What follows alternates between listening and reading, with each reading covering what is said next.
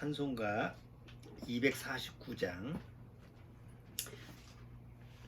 249장 한번 같이 부르시고 오늘 예배 시작하도록 하죠. 249장 자, 다 같이 불러보겠습니다. 주 사랑하는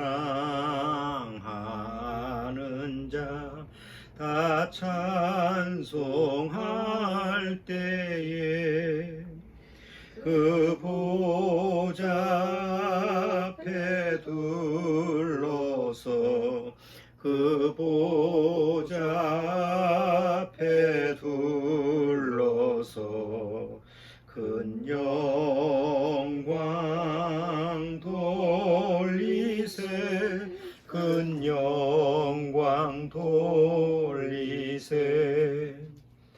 저 밝고도 묘한 시온성 향하여 가세 내 주의 찬란한 성에 찬송하며 올라가세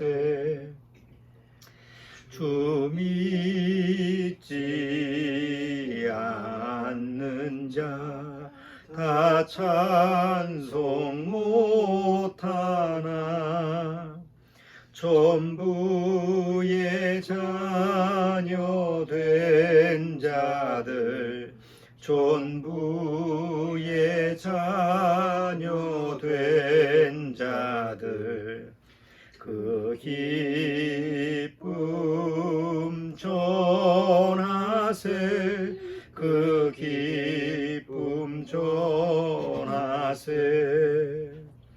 저 밝고도 묘한 시온성 향하여 가세 내 주의 찬란한 성에 찬송하며 올라가세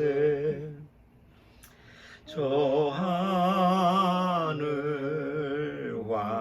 황금길 나 이르기 전에 시온성 언덕 위에서 시온성 언덕 위에서 수많은 천사들 날 인도하리라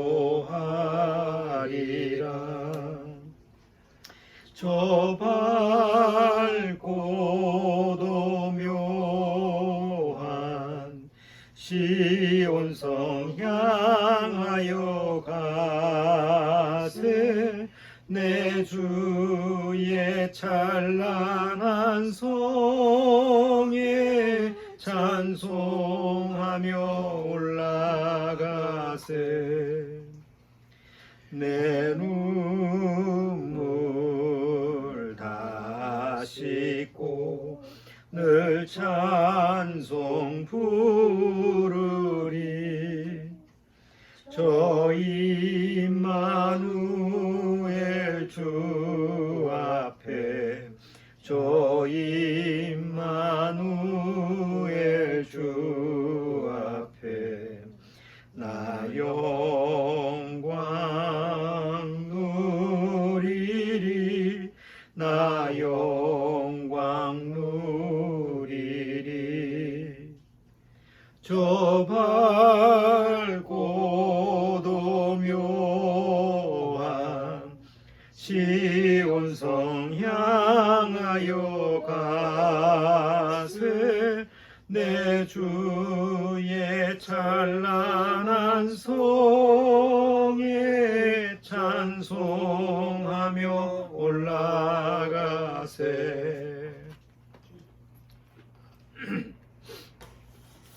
자, 다 같이 기도 드리고 오늘 예배 같이 드리도록 하겠습니다. 하나님 아버지 감사합니다. 이 마지막 때 정말 우리에게 참된 생명과 구원의 은혜를 주신 것을 감사드립니다. 늘 주님 앞에서 우리 육체의 연약성을 깨달으면서 늘 죄송한 마음이지만 그래서 더더욱 우리가 이 육체를 떠나서 주님과 영원히 사는 그 소망을 더 간절히 기다리는 줄 압니다. 오늘 말씀을 통해서 다시 한번 이 마지막 때 우리의 마음의 자세를 점검할 수 있는 귀한 시간이 되도록 주님께서 인도하여 주옵소서. 시종을 주님께 부탁드리오며 예수님의 이름으로 기도드리옵나이다. 아멘. 자, 오늘 주제로 본문 말씀으로 데살로니가 전서 5장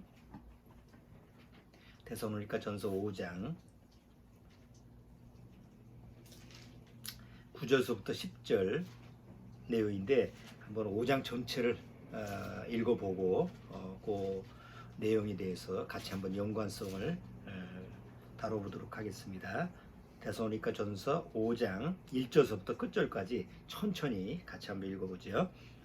형제들아, 때와 시기에 관하여는 너희에게 쓸 것이 없음은 주의 날이 밤에 도적같이 이를 줄을 너희 자신이 자세히 알미라. 저희가 평안하다 안전하다 할 그때에 잉태된 여자에게 해산 고통이 이른과 같이 멸망이 홀연히 저희에게 이르리니 결단코 피하지 못하리라. 형제들아, 너희는 어둠에 있지 아니하며 그나 이 도적같이 너희에게 임하지 못하리니 너희는 다 빛의 아들이요 낮의 아들이라. 우리가 밤이나 어둠에 속하지 아니하나니 그러므로 우리는 다른 이들과 같이 자지 말고 오직 깨어 근신할지라.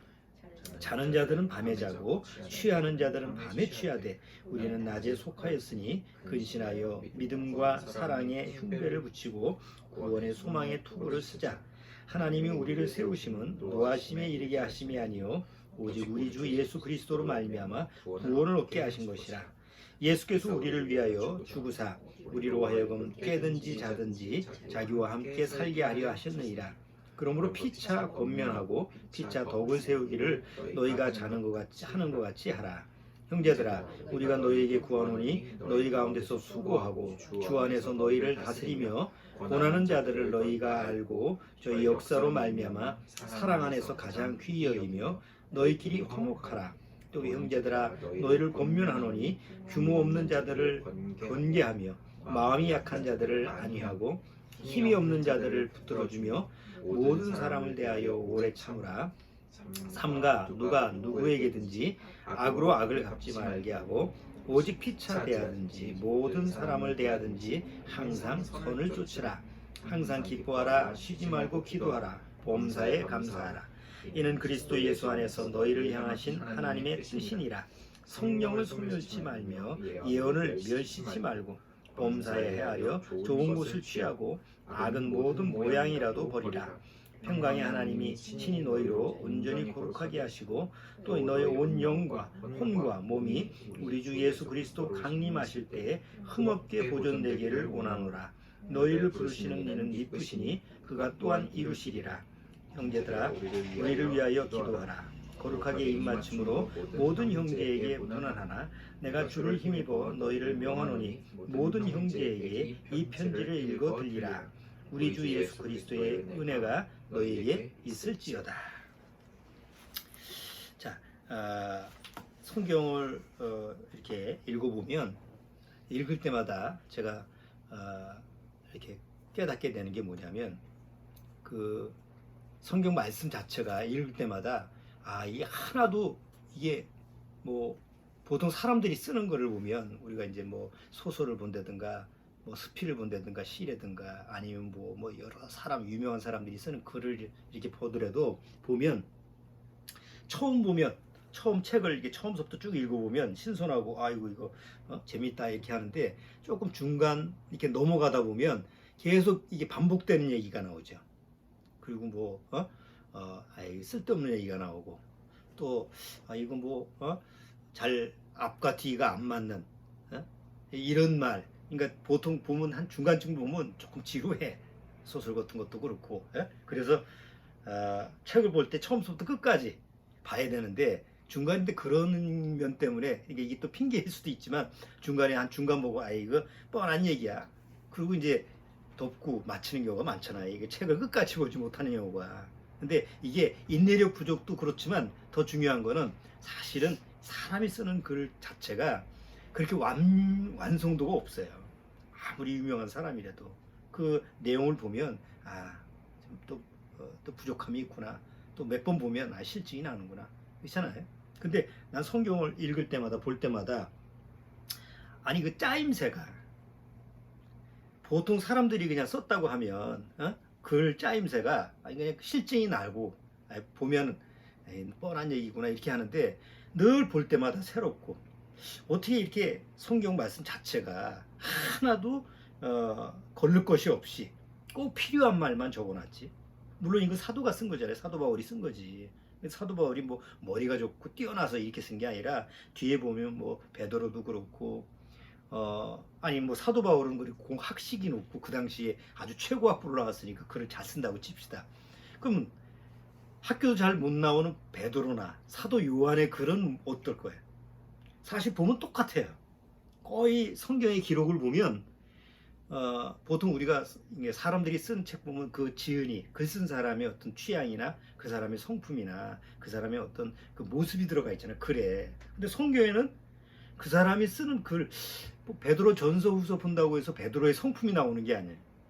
아주 과격한 성품 이런 게 베드로 전서 후서에 이렇게 읽혀지지가 않잖아요. 그렇다고 사도 요한이 사도 요한의 이렇게 글을 보면 사도 요한이 좀 부드러운 사람 이런 이미지처럼 글이 이렇게 부드럽고 그런 건 아니에요. 아주 그냥 강한 메시지로. 그러니까 똑같이 성경은 누가 썼든 일관성 있는 이건 이 사람이 썼다고 보기에는 이 지은이가 이 사람이라고 하기에는 너무 공통점이 많은 거예요. 성경 66권이. 그래서 이제 성령의 감동으로 하나님이 쓰신 거라는 것을 우리가 믿을 수가 있는 거죠. 받아들일 수가 있는 거지. 이 데살로니가 지금 전서 읽었는데 5장에서도 이 구절구절이 이게 하나 서로 안 맞지 않고 딱딱 맞고 꼭 필요한 말씀이고 구절구절마다 그것이 다 우리한테 정확하게 메시지가 전달되는 완벽한 말씀이라는 것을 우리가 이제 한번 생각해 보면 이 성경이라는 게 일반 책하고 다르구나. 그래서 우리가 매번 읽을 수 있고 반복해서 읽을 수 있고 읽을 때마다 새롭고 지루하지 않고 그러는 거예요. 근데 구원받지 못하면 이게 안 되는 거예요. 맨날 똑같은 말씀이고 맨날 보면 뭐 그게 그거 같고 그러니까 이제 뭐 아무리 읽으라고 해도 눈으로만 있는 거지. 뭐 100독, 1000독 하는 목회자들 보면 뭐 자랑거리로 얘기하잖아. 난 1000번 읽었다. 뭐 10,000번 읽었다. 1000번, 10,000번 읽으면 뭐해? 눈으로만 보는데. 그건 아무 소용이 없잖아요. 자, 한번 데살로니가 전서 오늘 본문 내용으로 9절은 9절서부터 10절이에요. 하나님이 우리를 세우심은 노하심에 이르게 하심이 아니요 오직 우리 주 예수 그리스도로 말미암아 구원을 얻게 하신 것이라. 그리고 10절 예수께서 우리를 위하여 죽으사 우리로 하여금 깨든지 자든지 자기와 함께 살게 하려 하셨느니라. 이게 예수님이 원하시는 뜻이에요. 간단하게 보면 이 구절은 굉장히 쉬운 구절인데 사실 적용하기가 그렇게 쉽지가 않아요. 내가 구원받고 나서 목회자가 돼서 목사 안수를 받고 나서 오랫동안 그 목회 생활을 할 때 그래 내가 구원받고 예수님과 함께 사는 것이 그것이 정말 하나님의 뜻이다. 이런 거는 이론적으로 알고 있지만 일단 내 마음속에서는 예수님이 원하시는 게 뭐지? 전도하는 거. 그래서 부지런히 전도하고 뭐 시도 때도 없이 때를 얻든지 못 얻든지 말씀을 전하라고 했으니까 뭐 지금부터는 젊었을 때는 30대 30대는 뭐 그냥 오직 전도에 대한 열심으로 해서 어디 나가서 뭐 하여튼 틈만 있으면 막 얘기를 하고 기회만 있으면 얘기를 하고 누가 상담을 요청하면 상담을 하자고 이제 사람을 데려오면 뭐 밤새도록 상담도 해주고 그런 열정으로 했어요. 왜냐? 이게 예수님이 기뻐하시고 예수님이 원하시는 것이니까. 그리고 이제 목회자가 돼서 교회에서 성도들한테 설교를 하고 또 이렇게 목회자로서 이렇게 교회를 치리할 때는 성도들을 잘 돌보는 거. 각 구역 매일마다 구역 모임 가서 뭐 여러 우리는 지역이 좀 멀잖아. 뭐 진주나 아니면 포항이나 아니면 여러 지역에 하루 한 번 가면 그냥 하루가 다 날이 새니까 그럼 일주일 그냥 풀로 그렇게 뭐 그냥 쉴 때도 없이 그냥 그렇게 복음을 전하고 이렇게 했을 때 그때 마음이 아 이게 주님이 기뻐하시는 거다. 주님이 원하시는 거다. 그래서 이제 그렇게 하게 된 거예요. 그 억지로 의적으로는 안 되는 거니까. 근데 이제 지금처럼 한가해질 때, 지금처럼 옛날처럼 그런 식으로 교회 일이 없으니까 지금 와서 한번 생각해 보는 거예요. 과연 그게 주님이 원하시는 걸까? 원하셨던 걸까? 내가 스스로 이게 주님이 원하시는 뜻일 거야 라고 생각을 해서 내가 열심을 내서 그렇게 하는 게 아니었나 이런 생각을 지금 와서는 많이 생각을 해요. 그래서 대선오니까 이렇게 전서 읽으면서 문득 이 10절에 이제 또 꽂히는 거예요. 그렇지. 예수께서 나를 위하여 죽으사 나를 위해서 죽으신 것은 너 복음 전도해라. 한 영혼 내려도 구원을 해라. 물론 그것도 주님이 원하시는 명령이었지만 그거보다 먼저 우선적인 게 선행돼야 될 것이 있다는 거지. 그게 뭐냐? 우리로 하여금 깨든지 자든지 자기와 함께 살게 하려 하셨네. 자기가 누구예요? 자기. 바로 예수님이죠. 그러니까 예수님이 원하시는 것은 일단 내가 예수님을 위해서 뭘 하느냐, 뭐 성경을 읽고 묵상을 하고 교제를 하고 교회에 나가고 교회에 나가서 여러 가지 어떤 역할을 담당을 하고 또 활동을 하고 복음도 전하고 이런 거는 2차선이라는 거예요. 근데 대다수 우리나라의 크리스찬들이 거듭나지 못하고 나서 하는 일이 뭐예요? 바로 2차에 두 번째를 그냥 중점적으로 하는 거예요. 그러니까 구원을 받아도 그런 오해를 그런 착각을 하는 경우가 있다는 것이. 근데 여기서 9절 10절에서 주님이 원하시는 것은 네가 자든지 깨든지 내가 원하는 것은 너와 함께 하는 거다. 너와 함께 하는 건 뭐예요? 서로 사랑하는 사람끼리 원하는 게 뭐예요? 늘 함께 하는 거잖아. 같이 있는 거잖아. 같이 먹고 마시고 자고 깨고 자고 우리 함께 하자. 우리 함께 난 당신을 위해서 내가 열심히 돈 벌어올게. 이게 1순위가 아니잖아. 정말 사랑하는 사람이라고 한다면 바로 지금 너하고 나하고 함께 있는 거야. 나 당신하고 함께 있는 거야 여기. 이게 우선적이고 그걸 위해서 필요로 해서 어디 돈 벌러 나가고 뭐 또 일하러 가고 또 주변 일을 하는 거지. 그렇잖아요. 자, 주님과 나와의 관계 속에서도 마찬가지예요. 주님이 원하시는 것은 내가 무엇을 먼저 행하는 것이 먼저가 아니라 주님과의 교제, 주님과 함께 하는 것, 주님과 함께 사는 것. 이게 이제 먼저 누려져야 된다는 거지. 그래서 우리가 옛날에 많이 읽었던 책 중에서 좌행참이라는 게 있잖아요. 좌행참. 워치만 리의 좌행참이라는 그 책자의 첫 번째 좌행참의 첫 번째가 뭐예요? 앉아서. 좌라는 건 앉아서. 행. 그 다음에 앉아서는 뭐예요? 쉬는 거예요. 그러니까 주님과 먼저 푹 쉬어. 주님 안에서 안식을 누리는 거예요. 주님과 함께 있는 거예요. 그냥 주님과 함께 사는 거예요. 먹고 마시고 대화하고 다른 거 안 하고 그냥 주님과 함께 사는 거예요. 그걸 충분히 누리고 그 다음에 행. 서서 선다라는 건 뭐예요? 어디 방향을 가서 내가 어디로 가지?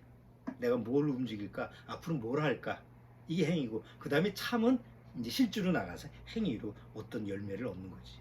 근데 대개 좌행참을 거꾸로 한다는 거예요. 먼저 주님을 위해서 복음도 전하고 어디 그냥 길거리 나가서 빈대떡도 붙여가지고 막 전해주고 사람들 불러 모아서 교회 모으고 그래서 또 전도왕도 되고 집사 권사 무슨 장로 목사 이렇게 내가 하나님 앞에서 뭔가 한다 하는 그런 모습을 충분히 한 다음에 난 이 정도는 됐어요. 주님 위해서 이런 거 충분히 했으니까 이제는 쉴 자격이 있죠. 이제 주님과 함께 할 자격이 있죠. 그리고 나서 안식을 누리려고 하는 거꾸로 하는 거죠. 그러니까 구원받지 못하고 종교적인 행위로 이렇게 믿는 사람은 힘들어. 왜? 끝도 없이 해야 되니까. 아니 언제까지 할 거예요?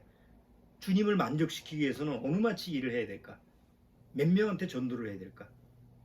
그러니까 끊임없이 종교적인 행위를 해서 주님을 내가 믿겠다고 하는 사람은 뭐 달성도 안 되지만 그건 불가능한 얘기지만 사실 본인 자신이 힘들어서 그래서 이제 결국 나중에 중도 포기하는 거예요. 우리가 알잖아요. 나는 그래도 학생회 때 학생회장했어. 저 교회 가서 난 청년부장이야. 이런 경력이 많은 사람들이 그럼 지금 뭐예요? 나는 안 믿어. 나는 이제 교회 안 나가. 난 지금 좀 교회하고 이제 끊어졌어. 그런 사람들이 왜 주변에 이렇게 많을까요? 중도 포기자가 왜 많을까? 거꾸로 해서 그래요. 근데 구원은 하나님이 우리한테 구원을 주신 것은 먼저 뭘 누리는 거예요? 주님 안에서 안식을 먼저 충분히 누리고 충분히 누린 다음에 그 다음에 이제 주님이 너 이것도 좀 해라. 너 뭐 봉사도 해라. 너에게 좀 선을 행해라. 너 뭐 누굴 이웃을 도와라. 뭘 복음을 전해라. 이런 게 이제 주님과 함께 더불어 살 수 있는 거지. 자, 그렇기 때문에 10절 예수께서 우리를 위하여 죽으사 우리로 하여금 깨든지 자든지 자기와 함께 살게 하려 하셨느니라. 그런데 마음은 원해. 마음은 정말 그러기를 원해. 난 뭐 다른 거 안 하고 주님과 함께 살고 싶어요. 그런데 내가 세상에 살 동안은 그게 쉬워요? 쉽지 않아요? 그게 쉽지 않은 거예요. 이번 주 참 그게 어려웠어.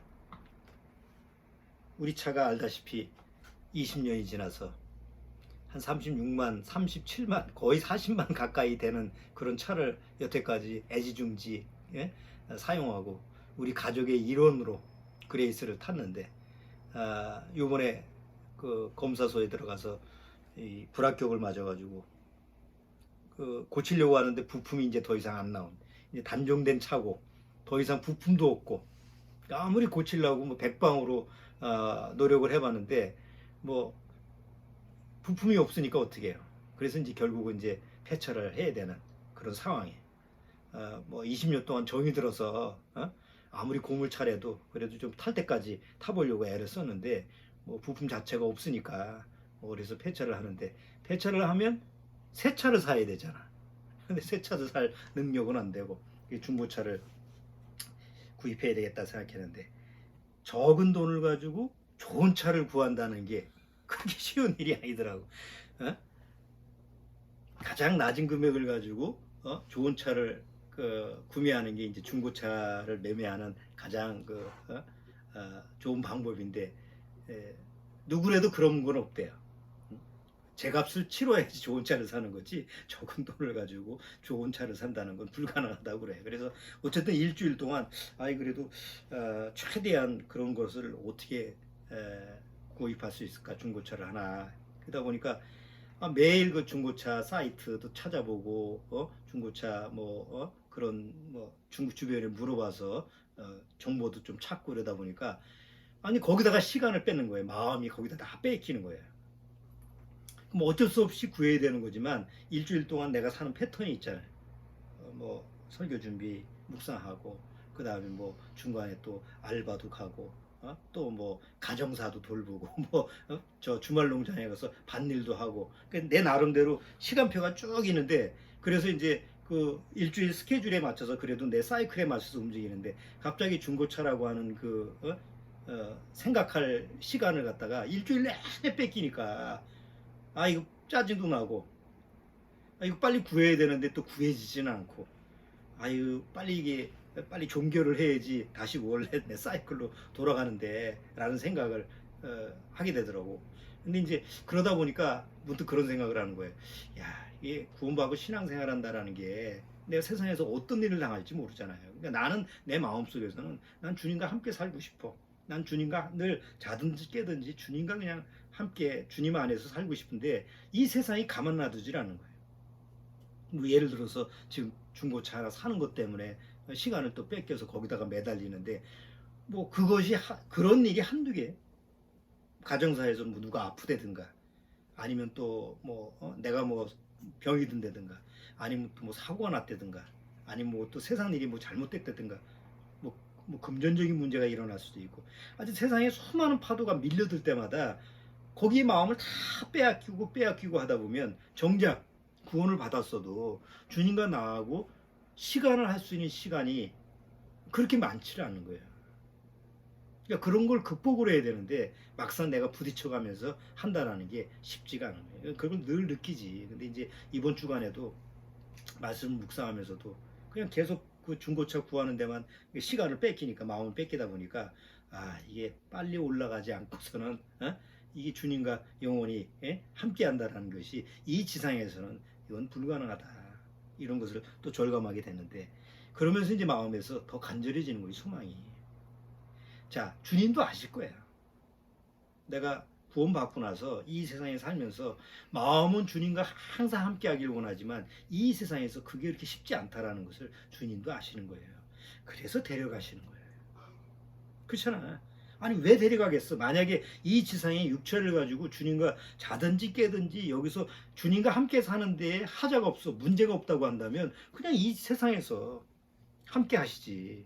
우리를 왜 데려가시겠냐고. 근데 주님이 구원받은 성도들을 데려가시는 이유는 원래 주님의 뜻은 그냥 늘 항상 함께 하는 거예요. 그런데 이 세상에서는 불가능해. 지금 이 세상 같은 조건에서는 불가능해. 한번 생각을 해봐요. 내가 이 세상에서는 먹고 살아야 되잖아. 그럼 먹고 살려면 뭘 해야 돼? 일을 해야 되잖아. 그럼 일을 하면 일할 때 생각은 주님 생각하고, 내가 일은 일대로 하고 할 수 있는 일이 세상에 얼마나 많아요. 그런 일 없어. 세상 일할 때는 뭘 해야 돼? 세상 일을 해야 돼. 그러니까 알바를 하는데 가끔 묵상을 하잖아. 이렇게 묵상을 이렇게 하다 보면 뭘 하나 빼놓는 게 있어. 그 빼놓으면 또 점주한테 잔소리 막 들어. 그래가지고 어떤 때는, 아니 목사님 이거 왜 이거 이렇게 놨어요? 그래서 정신 안 차리고 있어. 아이고 내가 잠깐 설교거리, 아니 나도 모르게 무심코 아이고 이거 요번 주 설교 생각하다가 깜빡 잊어버렸네. 아니 일할 때는 일하셔야지 무슨 설교를 생각을 해요. 이제 잔소리를 들었어. 그 말이 맞잖아. 아니 일할 때는 정작 그 사람이 내가 공짜로 내가 일해주는 것도 아니고, 그 사람이 당연히 자기는 값을 치르고 나한테 일을 시켜 먹는 건데, 그럼 일할 때는 내가 일을 해줘야지 내가 엉뚱한 일을 해서는 안 되잖아. 그러니까 세상에서는 내가 세상을 살 때는 일할 때는 일을 해야 된다고. 그러면서 또 주님과의 관계 속에서 묵상할 시간을 내서 또 묵상하고 성경 말씀에 있는 시간을 내서 이렇게 해야 되는 거 아니에요. 그러니까 막상 이 육체를 가지고 있는 이 죄악의 세상에서는 주님과 그냥 한시도 떨어지지 않고 주님과 함께 살고 싶다는 게 불가능해지는 거예요. 영으로는 가능한데 육으로는 불가능하지. 그걸 누가 잘하시냐면 주님이 너무나 잘하신다는 거지. 그래서 주님이 처소를 준비한 거예요. 요한복음에 뭐라고 그래? 내가 너를 위해서 처소를 준비하게 해. 처소, 맨션, 살 집이잖아. 그런데 살 집을 준비하신다는 건 이런 집을 준비한다라는 게 아니라 환경을 준비하신다는 거예요. 나와 함께할 환경. 그럼 거기에 뭐가 없어야 돼요? 주님과 항상 자든지 깨든지 함께 하려면 먹고 사는 일이 없어야 돼. 기본적으로 내가 이 세상에서 땀을 흘려야 먹고 사는 그런 법칙이 없어야 돼. 그런데 하늘나라에서는 그게 있을까 없을까? 하늘나라에 가서도 내가 땀을 흘려야 먹고 사는 법칙이 있으면 거기도 똑같이 주님과 떨어져 살아야 돼. 일할 때는 주님 나 일하고 오겠습니다, 기다리세요. 세상과 다를 바가 없잖아요. 그러니까 그 천국이라고 하는 데서는 지금 이 세상처럼 저주의 법칙이 없어야 돼요. 그래서 거기서는 물론 거기 천국에서 내가 하는 일은 있겠지만 이 세상에서 내가 땀을 흘려야 먹고 사는 그런 노동의 법칙은 없는 거예요. 그리고 거기서는 이 세상처럼 쓸데없이 마음을 뺏기는 그런 환경이 없어야 돼. 고스톱, 도박하는 거, 아니면 스포츠 경기, 그런 거에 마음을 뺏겨서 주님과 항상 함께하는 그런 시간을 만약에 그거를 제약하는 것이 있으면 안 되잖아요. 주님이 원하시는 것은 너와 나와 항상 함께하는 거니까. 그러니까 주님과 항상 함께하는 그런 거에 시간을 빼앗길 수 있는 환경이 있으면 안 되는 거예요. 거기서는. 그럼 구원받지 못한 사람들은 거예요. 스포츠도 없어, 뭐 게임하는 것도 없어, 뭐 오락거리도 없어, 뭔 재미. 근데 우리 구원받으면 알아요. 구원받으면 그런 것이 없어도 우리가 주님과 누릴 수 있는 진짜 기쁨이 뭔가라는 걸 경험해서 알기 때문에 그런 거 없어도 괜찮아. 이런 게 구원받은 사람은 이게 경험상 알거든요. 근데 거듭나지 못한 사람은 이 상상이 안 되니까 이 천국이라는 건 너무 재미가 없겠다. 이런 생각을 하는 거지. 그런 착각을 하는 거지. 자, 어쨌든 이 주님이 우리를 위해서 천국에서 마련한 처소라고 하는 것은 바로 주님과 영원히 그냥 영원히 함께 할 수 있는 그런 환경 조건이 바로 주님이 원하시는 거예요. 그래서 이 세상에서 나를 그곳으로 데려가는 것이 뭐라는 거예요? 휴거라는 거예요. 우린 그걸 기다리고 있는 거예요. 자, 그런데 여기 데살로니가 전서 5장 본문의 1절에 봐요.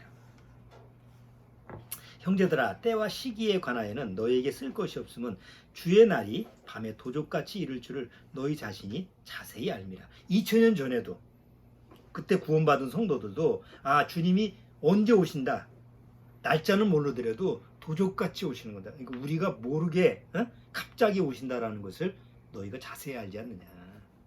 그러니까 그들도 2000년 전에 우리처럼 언젠가 바로 오실 건데 그렇게 생각했던 거예요. 근데 2000년이 흐른 거지.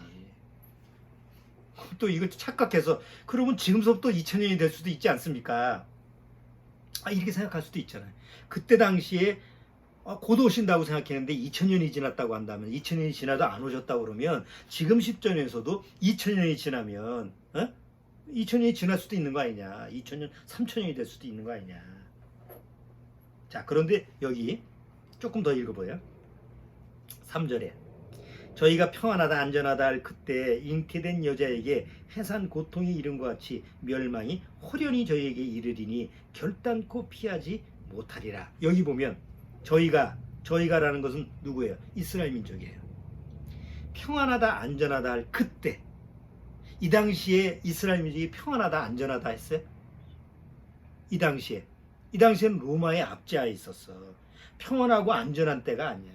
맨날 하루하루가 위태했던 때. 자, 이런 때에 평안하다 안전하다 할 그때가 적용이 안 되는 거죠. 그리고 나서 AD 70년에 로마 타이투스 황제에 의해서 완전히 예루살렘이 멸망을 당했고, 그 다음에 이스라엘 민족은 전 세계에 흩어져서 디아스포라가 됐죠. 그리고 몇 년을 흘렸어요. 2000년이 흐른 거예요. 그럼 2000년 동안 유대인들이 평안하다 안전하다 할 장소가 있었어요? 없었잖아. 2000년 동안 그 이스라엘 유대인의 그 전 세계에서 흩어져서 사는 역사를 여기 쫓겨다니고 저리 쫓겨다니고 전쟁만 나면 또 중간에 끼어서 죽임을 당하고, 그리고 이제 최종적으로는 히틀러한테 600만 명이 학살을 당하고 거의 90%가 학살을 당했으니까. 그러니까 안전하고 평안할 그런 그때가 거의 2000년 동안 없었던 거예요. 그러다가 지금부터 70년 전에 이스라엘 민족이 독립을 하게 되지. 독립을 하는데 1차, 2차, 3차, 4차 중동전쟁까지 평안하다 안전하다가 하지는 못했어요. 그러다가 지금에 와서 이스라엘 민족이 이제는 좀 나라가 좀 강해지고 전 세계적으로도 이번에 지난주에 팔레스타인이라고 싸우는 거 봤지. 싸우면 안 되는 거예요. 이 주변의 아랍 그 나라들이, 이슬람 세력들이 아무리 이스라엘을 공격해도 4번의 전쟁에 다 졌잖아요. 그러니까 함부로 건드릴 수가 없어. 어느 나라도 이스라엘을 건드릴 수 없는 아주 강한 나라가 돼 있지. 그런데 그렇다고 해서 지금 이스라엘 민족이 평안하다 안전해야 돼? 지금 이제 지난주에 휴전협정이 맺혀졌어요. 그런데 휴전협정이라는 건 뭐예요? 전쟁이 끝났다는 거예요? 아니면 잠시 소강 상태, 잠시 쉬는 거예요. 언제 폭발할지 몰라. 그러니까 여전히 이스라엘 민족은 뭐예요? 평안하다 안전하다 할 그때가 아는 거예요. 근데 여기 뭐라고 돼 있어요? 그때 주님이 오실 때가 언제냐? 이스라엘 민족이 평안하고 안전할 그때 주님이 오실 거다. 그러면 그것이 선제 조건으로 이루어져야 되잖아요. 평안하고 안전할 그때가. 근데 지금 역사적으로 보거나 아니면 주변 지금까지 상황적으로 보면 이스라엘 민족은 지금 평안하고 안전할 그런 상황이 아니거든. 그러면 언제 평안하고 안전할 때가 올까? 일단 그 문제가 해결하려면 무슨 문제가 해결돼야 돼요? 지금 우리가 보는 지금 시점에서 팔레스타인하고 지금 이스라엘의 문제를 해결해 줘야 돼. 결국 땅 문제지. 그래서 이 문제 가지고 지금 이제 유럽이나 유엔이나 각 나라에서 뭔가 좀 중재를 하려고 해도 이게 안 오는 거예요. 이게. 이 중간에 해결될 점이 없어. 자, 요거를 해결해 주는 사람이 누구라고 성경에서? 바로 적그리스도가 나타나야 돼. 그러니까 지금 준비 과정이라는 거지. 그렇죠? 계속 이스라엘하고 팔레스타인하고 티격태격하고 싸우고 전쟁하고 지난주에 그냥 미사일 쏘아 올리고 이스라엘이 공격하고 그러면 전 세계에서 다 자기 나라가 아니도 불안해. 중동이 화약고니까 다 불안해서 아유 그냥 저것들 좀 조용히 했으면 좋겠다 좀. 어? 그래서 각 나라별로 이렇게 좀 중재를 하려고 그러잖아요. 이 틈에 이란하고 터키하고 러시아는 하나가 돼서 이란하고 터키 이제 뉴스 잠깐 보니까 어디 그 뉴스를 보니까 이란하고 터키 그 모임 장소에서 그런 말을 하더라고. 본때를 한번 보여줄 때가 왔다. 이스라엘한테 뭔가 한번 보여줘야지 이거 그냥 놔두면 안 되겠다라는 것을 얘기하는 그 멘트가 나오더라고. 터키에서 얘기했던가 이란이 얘기했던가 하여튼 둘 중에 하나가 그러니까 누구한테 얘기했냐면 러시아한테 얘기하는 거예요. 그럼 성경에서 러시아하고 이란, 터키가 주도적인 세력이 돼서 이스라엘을 공격하는 것이 예언돼 있잖아. 그게 에스겔서 38장 39장이잖아요.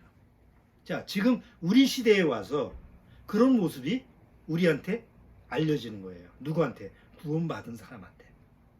아니 대다수 크리스찬들은 이런 관심이 없어. 근데 구원받은 사람한테는 이게 표면적으로 이렇게 알려지는 거예요. 뉴스를 통해서. 왜? 여기 뒤에 한번 봐봐요.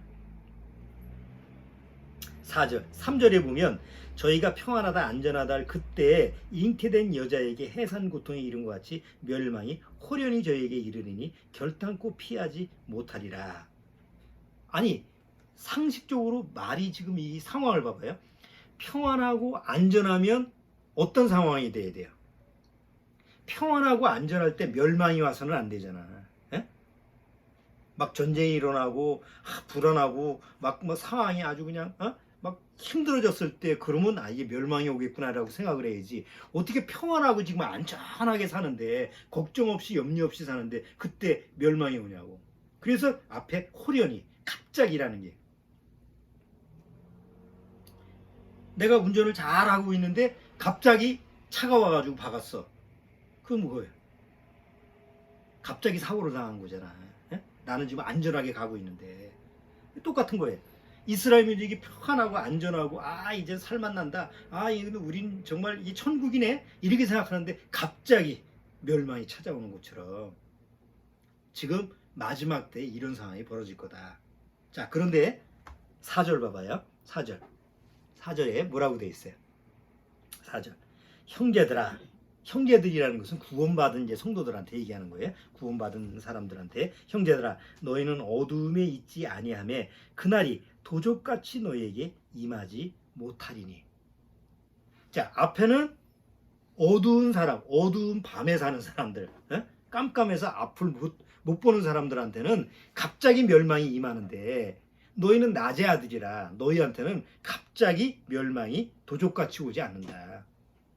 주님이 도적같이 오지 않는다는 뭐예요? 너희한테 어느 정도 예고를 한다. 날짜를 정해주지는 않지만 어느 정도 주님이 오실 때가 이제 가까이 왔구나라는 것을 너희들한테 암시를 해주겠다는 거죠. 그게 지금 우리 주변에서 보고 있는 현상이에요. 그렇잖아. 우리가 지금 구원받고 나서도 2000년 전에 여기 구원받은 성도들처럼 아이고 언제 오실까?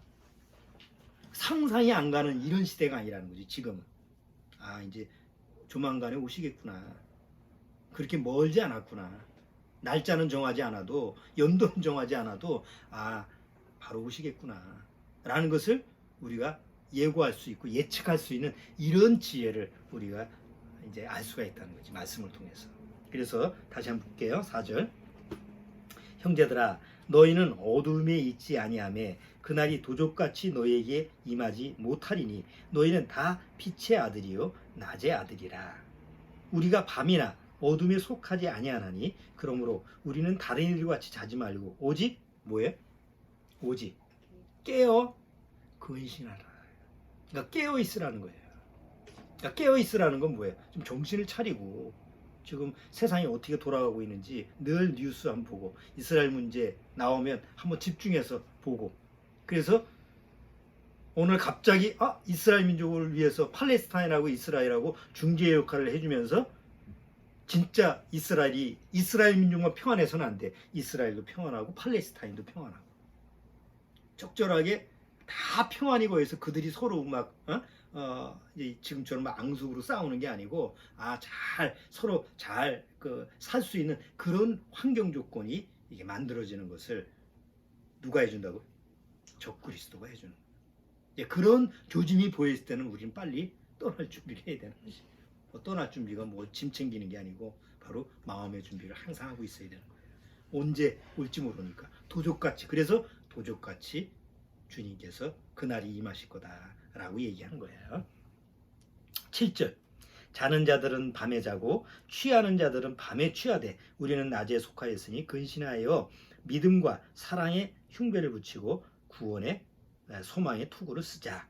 하나님이 우리를 세우심은 노하심에 이르게 하심이 아니요 오직 우리 주 예수 그리스도로 말미암아 구원을 얻게 하신 것이라. 그러면서 예수님이 너를 위해서 너희 구원을 위해서 죽으신 것은 뭘 하라는 게 아니고 먼저 바로 자든지 깨든지 뭐예요? 주님과 함께 살게 하는 것이 바로 주님이 정말 원하시는 거다.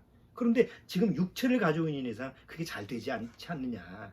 그래서 어느 날 도적같이 그날이 임하면 너희를 데려가실 거다 라고 이제 쓰는 거예요. 그리고 데살로니가 후서에서는 데살로니가 후서 잠깐 볼게요. 자, 데살로니가 후서 2장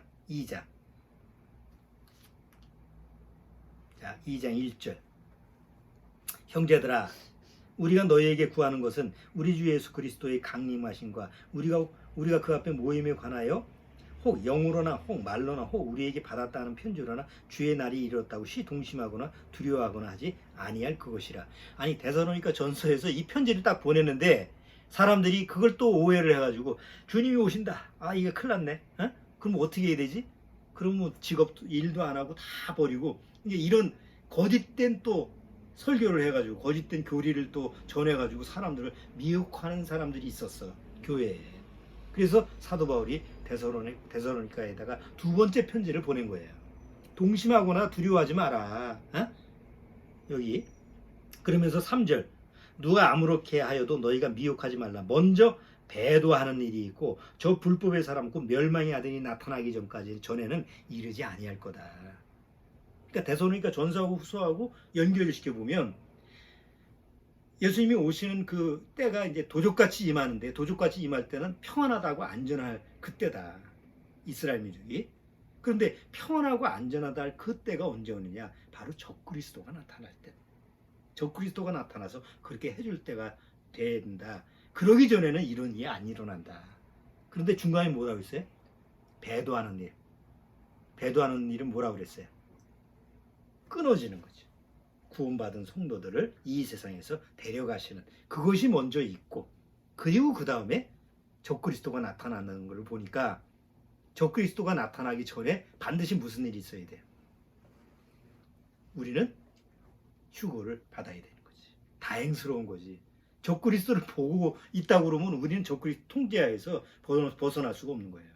그래서 주님은 적그리스도가 뭐 나타나기 전일지 나타나도 아직 행동을 하기 계시 전일지 어쨌든 그 즈음에 먼저 적그리스도한테 더 이상 고통을 당하지 않게 하기 위해서 구원받은 성도들을 데려가시는 거예요. 자 13절 2장 13절 주의 사랑하시는 형제들아, 우리가 항상 너희를 위하여 마땅히 하나님께 감사할 것은 하나님이 처음부터 너희를 택하사 성령의 거룩하게 하심과 진리를 믿음으로 구원을 얻게 하심이니, 이를 위하여 우리 복음으로 너희를 부르사 우리 주 예수 그리스도의 영광을 얻게 하려 하심이니라. 이러므로 형제들아, 굳게 서서 말로나 우리 편지로 가르침을 받은 유전을 지키라. 우리 주 예수 그리스도와 우리를 사랑하시고 영원한 위로와 좋은 소망을 은혜로 주신 하나님 우리 아버지께서 너희 마음을 위로하시고 모든 선한 일과 말에 굳게 하시기를 원하노라. 그러면서 또 소망을 굳건히 붙들고, 그리고 하루하루 잘 인내하면서 그날을 기다리라고 지금 데살로니가 후서에서 다시 또 사도 바울이 권면을 하죠. 자, 구원받은 우리한테도 동일하게 적용되는 말씀이에요. 이 마지막 때에 점점 때는 가까이 오고 있고, 그럼에도 불구하고 우리는 이 세상을 마지막까지 살아야 되고 성실하게 살아야 되고, 가는 날까지 뭐 여기 세상에 일을 하고 또 뭐 이리저리 또 신경 쓸 일이 많은데 또 거기 또 마음이 뺏기도 하지만, 또 그러면서 늘 내 마음을 주님한테 고정시키는 이런 삶을 우리가 성실하게 살아가야 되겠다는 것을 오늘 한번 같이 한번 생각해 봤습니다. 자, 오늘 내가 얘기하고 싶은 메시지의 가장 중요한 점은 주님이 원하시는 주님의 뜻은 하나라는 것. 자든지 깨든지 뭐예요? 주님과 함께, 그냥 주님과 함께 원하시는 것을 주님이 제일 원하시는 것, 바로 그것을 완전히 이루기 위해서 우리가 이 세상에서 떠나야 된다는 것. 주님이 그걸 위해서 바로 휴거를 준비하셨다는 것을 다시 한번 우리가 교제를 나눴습니다. 늘 듣는 얘기지만 다시 되새김질하면서 한번 귀하게 마음의 묵상을 하시기 바랍니다. 자, 기도하고 마치죠. 주님 감사합니다. 정말 우리가 바라고 기다리고 정말 고대하고 늘 하나님 앞에서 기원하는 것은, 기도하는 것은 이 세상을 떠나는 것입니다.